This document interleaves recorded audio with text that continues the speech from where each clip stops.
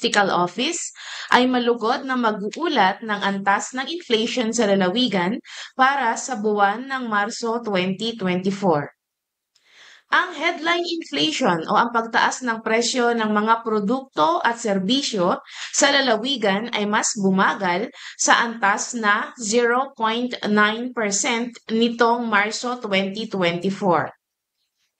Noong Pebrero 2024, ang inflation ay naitala sa antas na 1.5% at 9.4% naman noong Marso 2023. Ang average inflation para sa lalawigan mula Enero hanggang Marso 2024 ay nasa antas na 1.4%.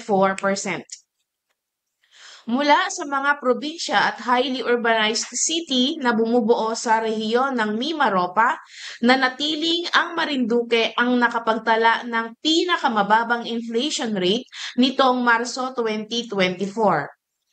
Sa kabilang banda, ang Marinduque at Oriental Mindoro lamang ang nagpakita ng pagbaba ng inflation. Ang pangunahing dahilan ng mas mababang antas ng inflation nitong Marso 2024 kaysa noong Pebrero 2024 ay ang mabagal na pagtaas ng presyo ng housing, water, electricity, gas, and other fuels. Ito ay may 1.2% inflation at 58.6% share sa pagbaba ng pangkalahatang inflation sa lalawigan. Ang nag-ambag ng malaki sa pagbagal ng inflation ng housing, water, electricity, gas, and other fuels ay ang pagbagal ng pagtaas ng presyo ng bayad sa supply ng tubig na may 0.5% inflation at kuryente na may 0.5% inflation. Pangalawa naman, ang mas mabagal na pagtaas ng presyo ng food and non-alcoholic beverages sa nakaambag ng malaki sa mababang antas ng inflation nitong Marso 2024 kaysa noong Pebrero 2024. Ito ay may negative 1.4% inflation at 27.6% share sa pagbaba ng pangkalahatang inflation sa lalawigan. Ang dahilan ng pagbagal ng antas ng inflation ng food and non-alcoholic beverages ay ang mas mabagal na pagtaas ng presyo ng fish and other seafood na may negative 14.4% inflation at meat and other parts of slaughtered land animals gaya ng karneng baboy na may negative 6.5% inflation. Nakaambag din ang pagtaas ng presyo ngunit sa mas mababang antas ang milk, other dairy products, and eggs, partikular dito ang itlog na may 1.0% inflation. Ang ikatlong commodity group na nag-ambag sa mas mababang antas ng inflation nitong Marso 2024 ay ang restaurants and accommodation services na may 4.5% inflation at 10.2% share sa pagbaba ng pangkalahatang inflation sa lalawigan. Nag-ambag ng malaki sa pagbagal ng inflation ng restaurants and accommodation services ang mas mabagal na pagtaas ng presyo ng restaurants, cafe and the like na may 4.5% inflation. Pagdating sa overall inflation nitong Marso 2024, ang pangunahing nag-ambag ay ang restaurants and accommodation services na may 4.5% inflation at 36.8% share. Ang nag-ambag ng malaki sa pagbagal ng inflation ng restaurants and accommodation services ay ang restaurants, cafe and the like na may 4.5% inflation. Ang pangalawang commodity group na may pinakamalaking ambag sa pangkalahatang inflation nitong Marso 2024 ay ang housing, water, electricity, gas, and other fuels na may 1.2% inflation at 28.3% share. Ang pangunahing nag-ambag sa inflation ng housing, water, electricity, gas, and other fuels ay ang mga sumusunod. Renta na may 0.5% inflation, materials for the maintenance and repair of the dwelling na may 2.5% inflation, at wood fuel na may 4.8% inflation. Ang personal care and miscellaneous goods and services ang pangatlo sa may pinakamalaking ambag sa pangkalahatang inflation nitong Marso 2024. Ang commodity group na ito ay nagtala ng 4.8% inflation at 27.5% share sa pangkalahatang inflation. Ang mga pangunahing nag-ambag sa inflation ng personal care and miscellaneous goods and services ay ang mga sumusunod.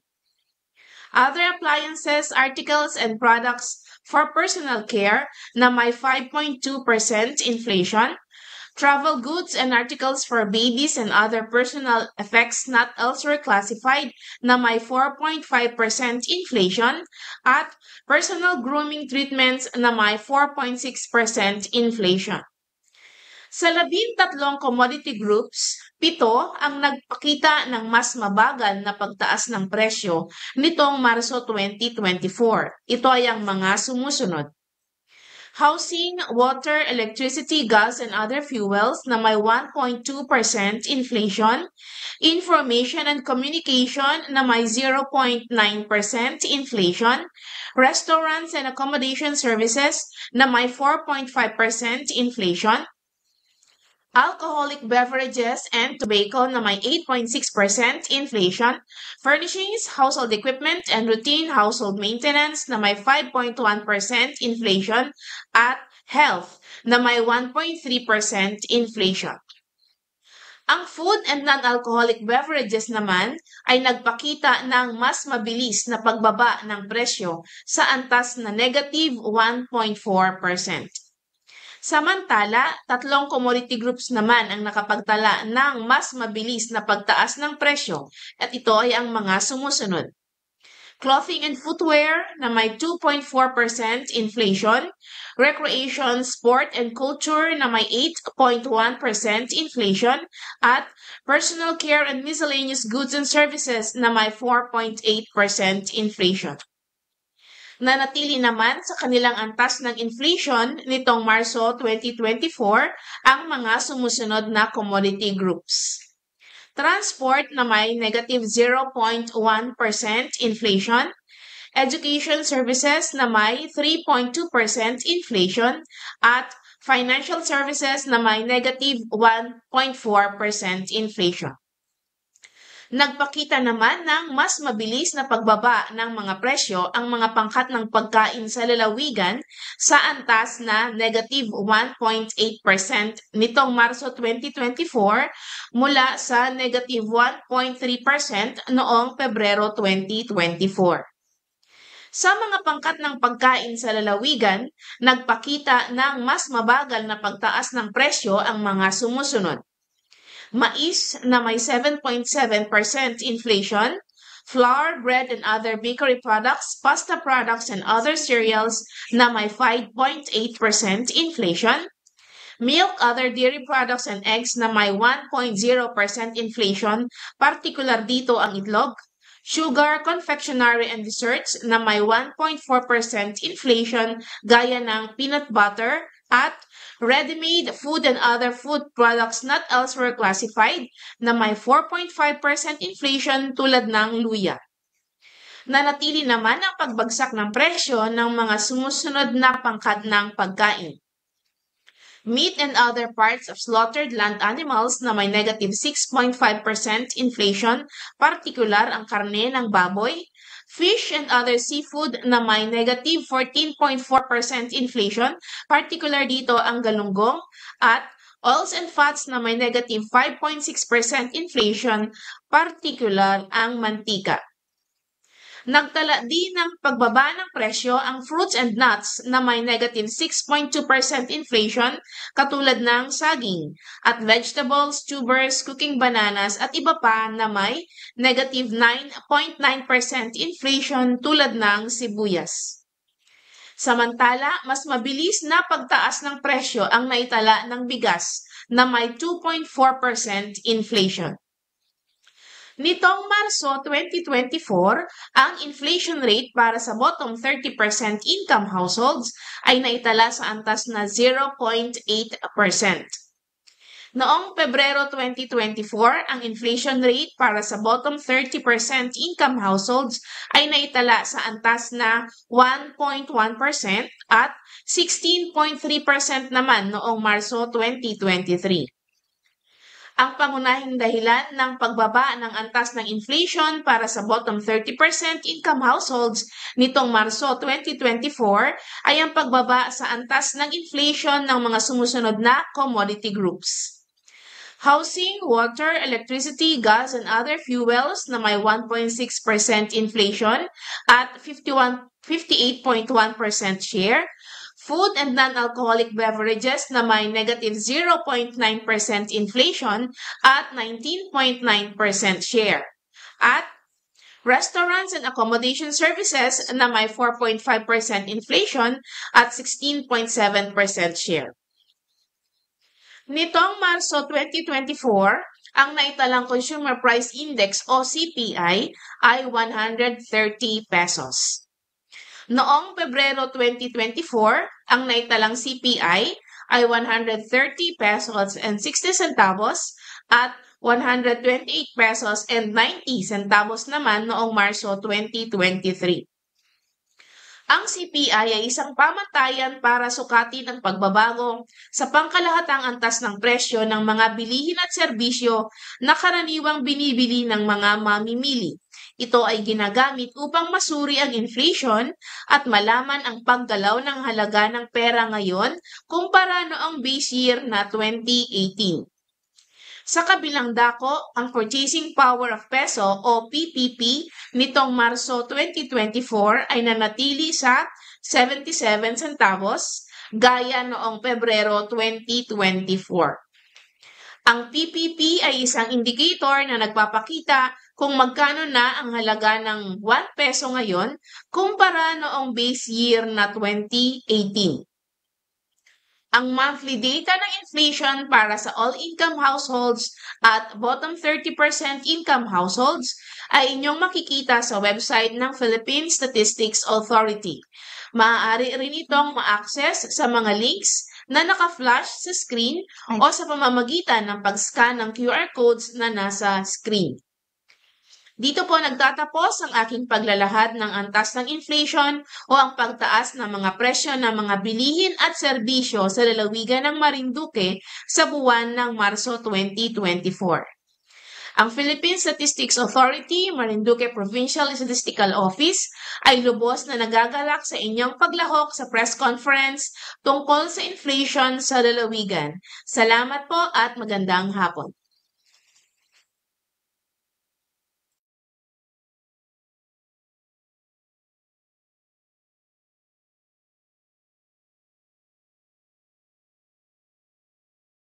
Maraming salamat CSS Office para sa ulat ng March 2024 inflation. Ngayon po ay magtutungo po tayo sa ating Q&A segment. Para po sa mga nais magtanong mula sa Google Meet, maaari niyo pong gamitin ang raise hand feature upang kayo ay matawag. Para naman po sa magtatanong online, maaari pong ikomento ang inyong mga katanungan sa ating comment section. For document purposes, kindly state your name and affiliation. Maaaring pakilimitahan lamang po ang inyong mga katanungan sa paksang ating pinag-uusapan ngayong hapon. Ngayon po ay handa na po tayo sa ating Q&A segment.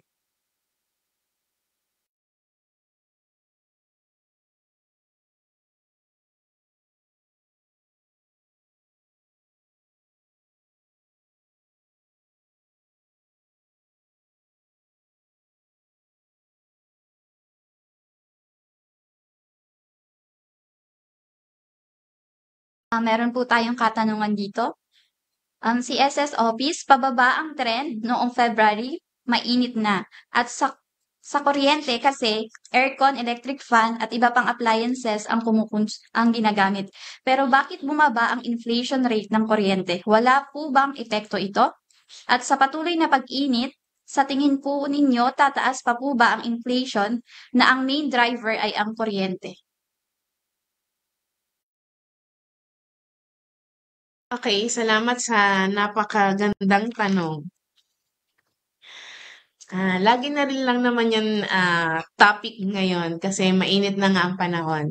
So, nitong Marso 2024, hindi pa ganoon kalaki yung naitalang pagtaas ng presyo ng diesel na ginagamit sa pag-produce ng kuryente dito sa ating lalawigan. Kaya hindi pa siya naka-impluwensya ng gano'n kalaki or hindi pa siya nakaapekto ng gano'n kalaki sa bayarin. At yun ay nandun sa kategorya na housing, water, electricity, gas, and other fuels. Bagaman siya ay may pagtaas na 1.2% na makikita na or na i-discuss ko rin kanina, hindi siya ganun um, kataas ang epekto. Pero kung patuloy na tataas yung presyo ng diesel na kakailanganin natin para mag-produce pa ng mga kuryente na malaki ang demand ngayon papunta sa Abril, sa Mayo na sabi ng Pag-asa ay mas iinit pa yung lagay ng panahon o yung nararanasan nating init. So, yun ang maaring maging dahilan para tumaas or bumilis yung pagtaas ng inflation sa housing, water, electricity, gas, and other fuels. At sabi nga ay ng mga nasa energy sector, yung may mga nakaambaring pagtaas ng presyo ng mga petroleum products or other fuels na ginagamit sa pag-generate ng kuryente or electricity. Kaya posible na magkaroon din ng malaking epekto yon. Pero hindi pa rin talaga natin masasabi hanggat hindi natatapos ang pangongolekta ng datos para sa Abril at sa May. Salamat sa tanong.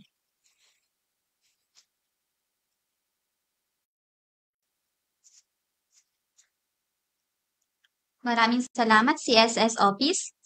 Muli po, inaanyayahan po ang ating mga participants na ibigay po ang kanilang mga katanungan para po sa mga participants po natin mula sa Google Meet. Maaari po ninyong gamitin ang raise hand feature upang kayo po ay matawag at para naman po sa atin pong mga viewers mula sa Facebook Live, maaari pong ikomento ang inyong mga katanungan sa ating comment section. Muli po, isa pong paalala na ang ating pong mga katanungan ay pakilimitahan lamang po sa paksang ating pinag-uusapan ngayong hapon.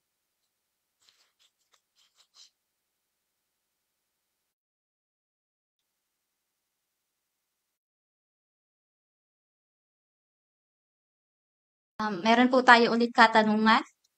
Bakit po kaya tayo nasa huli? Bakit po kaya ang ibang probinsya sa Mimaropa ay tumaas ang inflation rate pero tayo po ay bumaba, gayong tayo po ay pare-pareho lamang na nasa isla?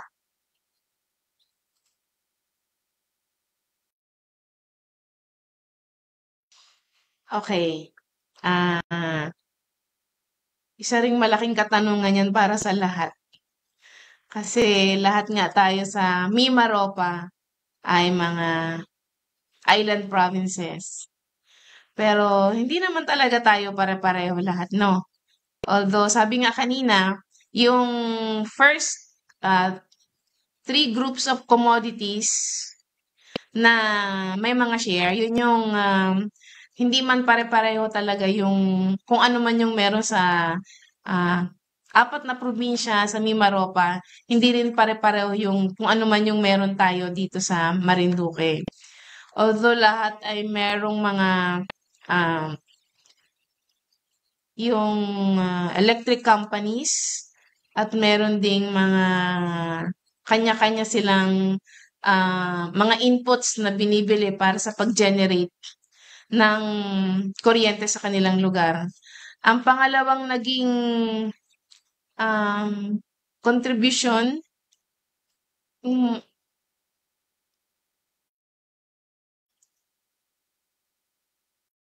okay. So, ang pangunahing naging, ang top ang top commodity group na nagkaroon ng malaking epekto sa inflation kasi ng ating probinsya ay yung housing, water, electricity, gas, and other fuels. And then, ang pangalawa ay yung food and non-alcoholic beverages. At ang pangatlo ay ang restaurants and accommodation services. So,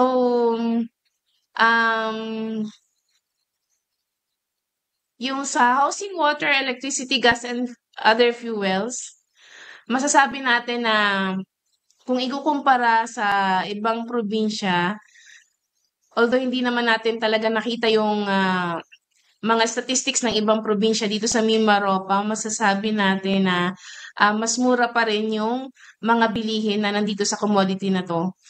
Yung binabayaran natin sa water supply, yung mga binibili nating mga fuels, yung sa kerosene, sa diesel, so mas mura pa rin siya. Pagdating naman doon sa second contributor na food and non-alcoholic beverages, masasabi natin na maswerte pa rin ang Marinduque kasi hindi tumataas yung mga presyo ng mga bilihin ng pagkain natin dito. Yung kasing kinukunan natin na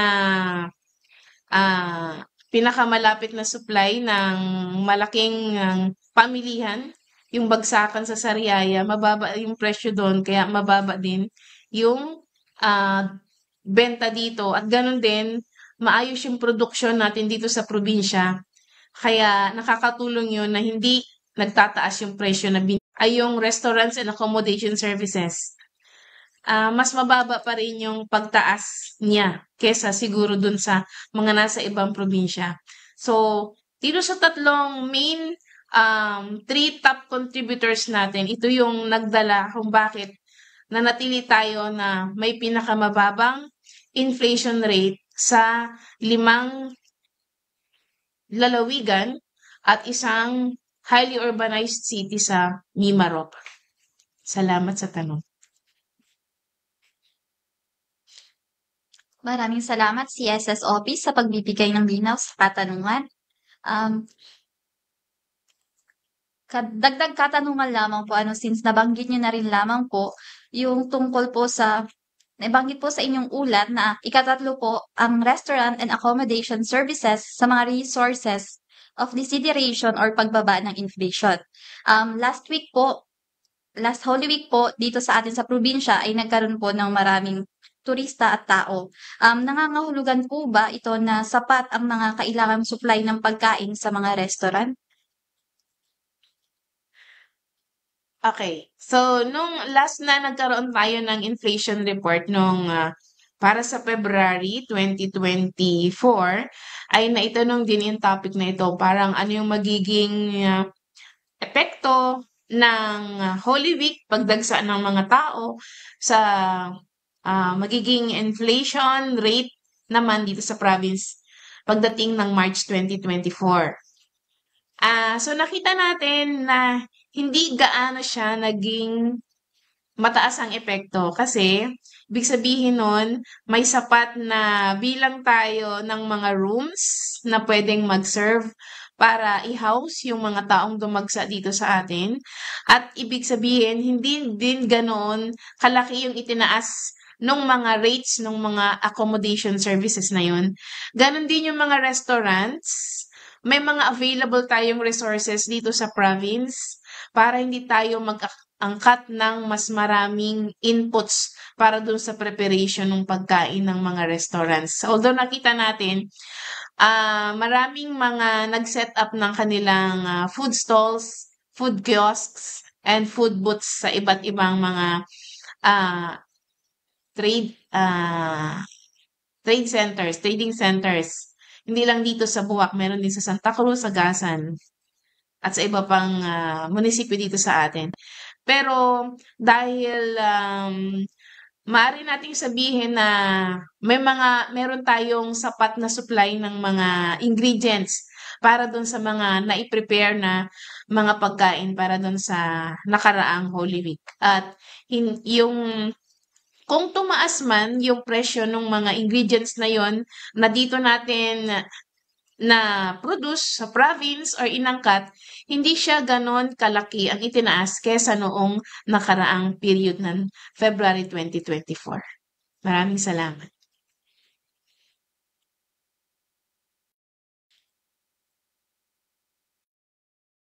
Maraming salamat po. Para po ulit sa mga may nais pang itanong mula sa Google Meet, maaari niyo pong gamitin ang raise hand feature upang kayo po ay matawag at para naman po sa magtatanong online ay maaari pong ikomento ang inyong mga katanungan sa ating comment section. Please don't forget to state your name and affiliation for document purposes.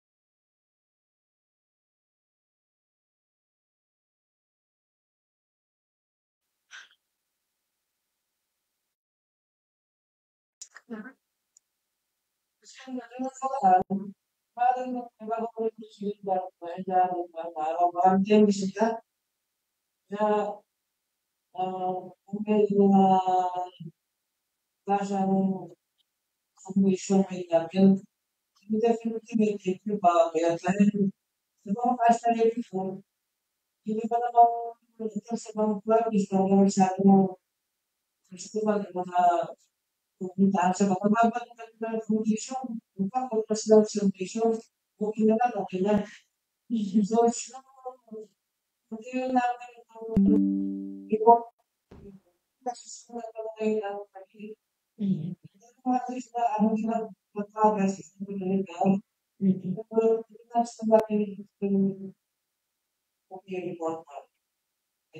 Okay. Okay po, Sir Manrique, maraming salamat po sa tanong. So, ang April inflation rate po ay lalabas, yung pong pang national level, siya po ay sa May 5, naka-schedule na ilabas ng aming national statistician.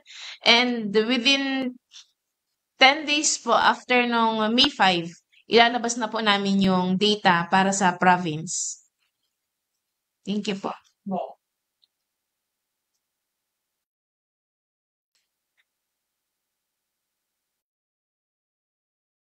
Maraming salamat po, sir. Para naman po sa, maaari po ba naming mahinga ng insight from Agricultural Office po para sa ulat po na nabanggit ni ni CSS Office regarding po sa March 2024. May masasabi po ba kayo dito from Agricultural Office po?